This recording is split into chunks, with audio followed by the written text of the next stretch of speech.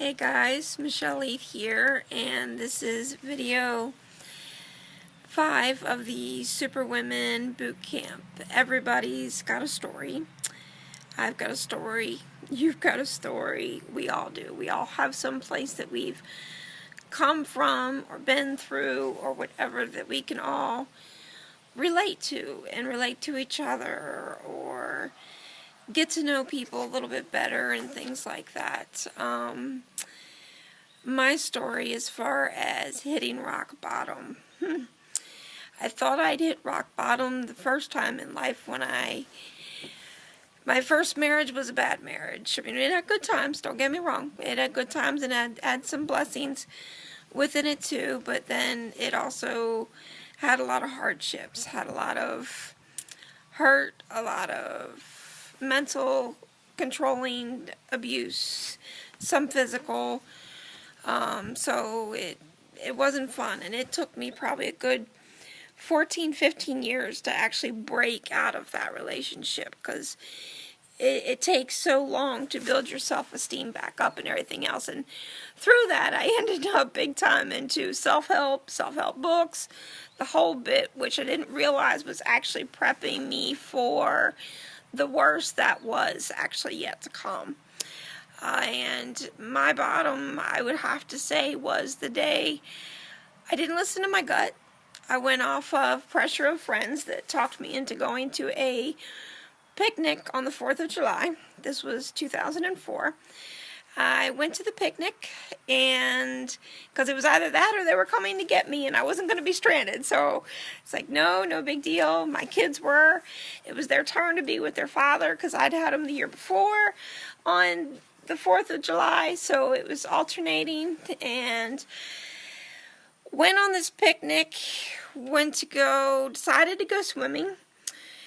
When I turned to go down the ladder into the pool, my feet slipped out from underneath me. My chin hit the top of the ladder. I went under, I drowned, and broke my neck.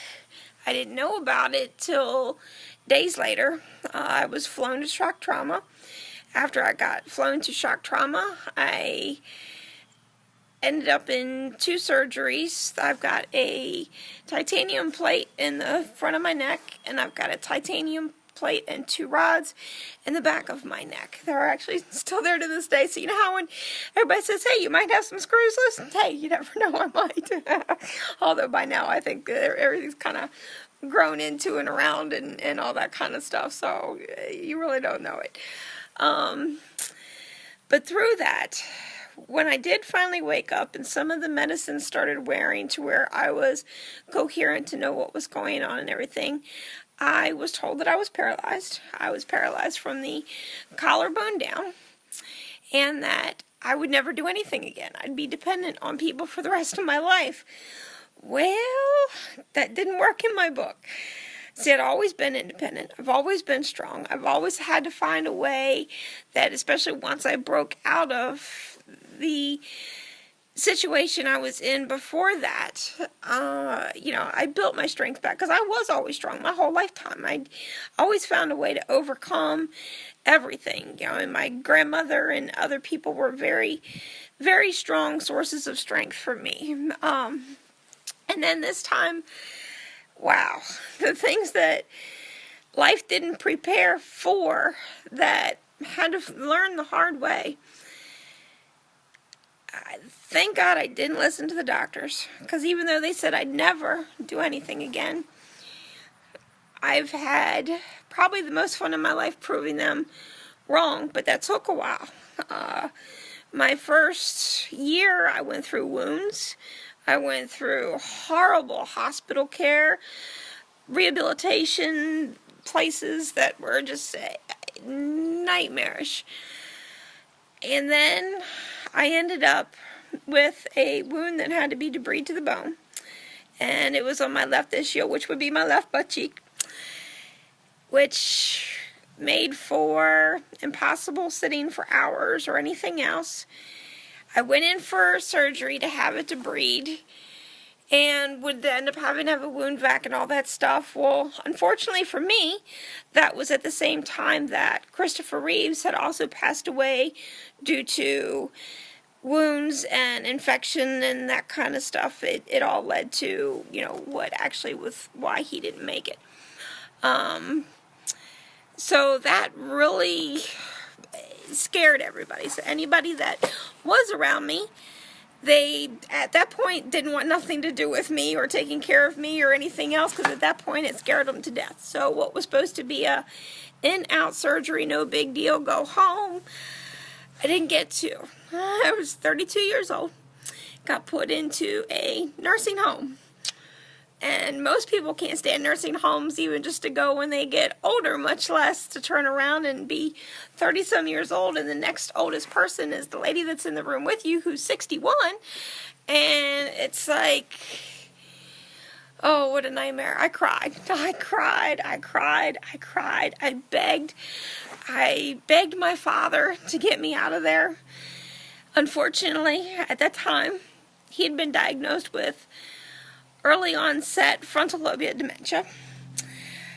So he went from being this borderline genius, amazing dad who, if he couldn't do it, he figured it out, and then you both did, and the whole bit, and he went from that to a shell of a body within a couple of years. So unfortunately, he couldn't get me out because there's no way he would have been able to take care of me.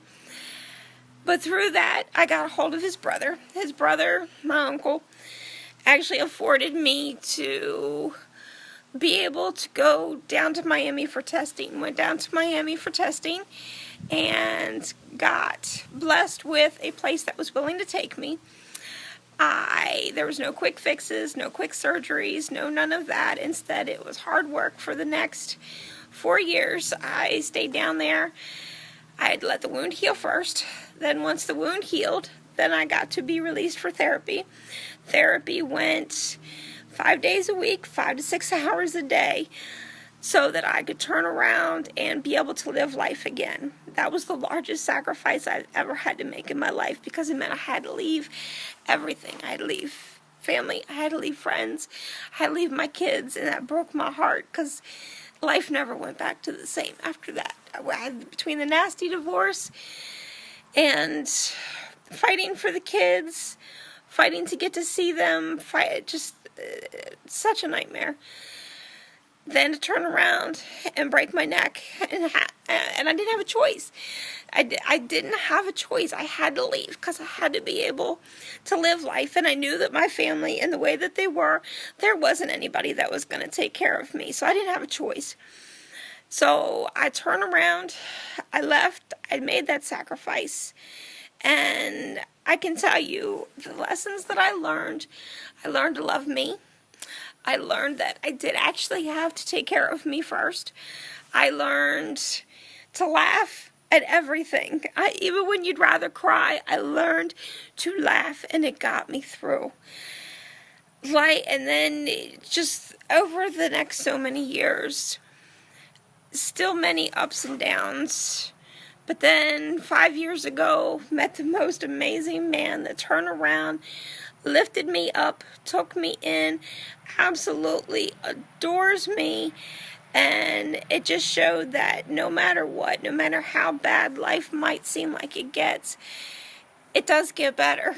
And if you believe, if you put the smile on your face, if you giggle through it, find the laughter through the tears, life does work out. So I'm wanting to open up and let you guys all know this, and ladies know this, just to show that, I've been through quite a bit, and there's even more to that story, but we don't have enough time, and there was no way I could keep this to 3 minutes. I apologize, but I had to try to explain a little bit of how it went, and I hope that you can find some inspiration through everything that I've ever done.